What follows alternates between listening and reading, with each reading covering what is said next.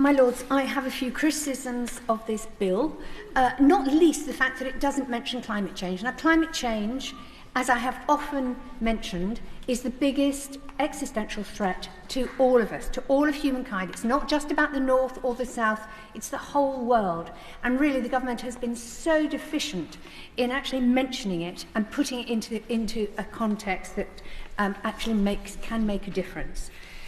And of course, it's now 3 years since the Conservatives won an election and they promised to level up the country.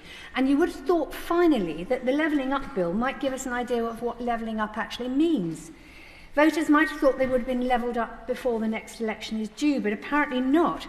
It's been 3 years of economic decline and mismanagement, and the government concedes in this bill that we haven't levelled up yet, and they failed to set any timescale for when we will be levelled up. So perhaps the noble lady could give us an indication of that timetable.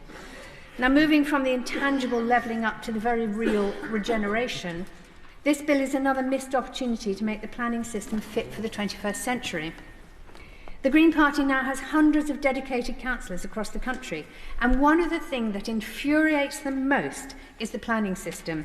Whether they're a lone ward councillor trying to interact with the system or a chair of a planning committee who has their hands tied by national planning policy, making it impossible to make the best decisions for their local community. And what is obvious is that we have a centralised bureaucracy that doesn't work.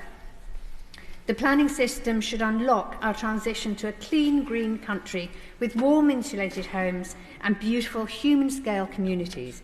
It should give communities a strong voice in shaping their own local environment while protecting the global environment by design.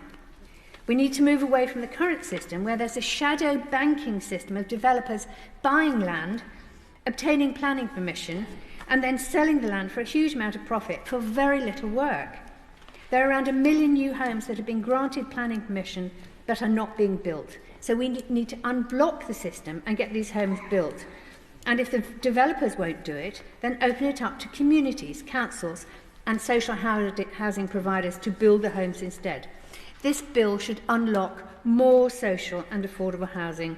People don't need necessarily to own their own homes, but nor should they be condemned to a lifetime of spending extortionate amounts of money renting poor quality homes from private landlords. Over 1 million people are on waiting lists for housing, while we lose around 22,000 social rented homes every year. We have to turn that tide. This bill was an opportunity and it has failed. It is actually difficult to put a finger on this government's biggest failings over the last 13 years. There are so many of them. But scrapping the zero carbon home standard has to be up there. To this day, people are buying newly built homes, expecting them to be built to modern standards, but they've got terrible insulation and cost a fortune to heat. This bill is an opportunity to ensure that every new home is warm and green, and I look forward to bringing amendments of that kind. But homes are just one part of the equation for building green communities. It's time to end the car dependence that is designed into the planning system. We can legislate for the creation of 20-minute neighbourhoods where people can access key facilities like schools, healthcare and public transport within a short walk from their homes. We can build walking and cycling networks into the planning system and ensure that key routes like old train lines are protected and developed into safe cycling routes.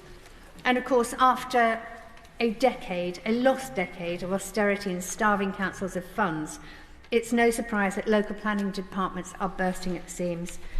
As we've heard, there's a huge shortage of planners who want to work in the public sector when the private sector is so much more lucrative.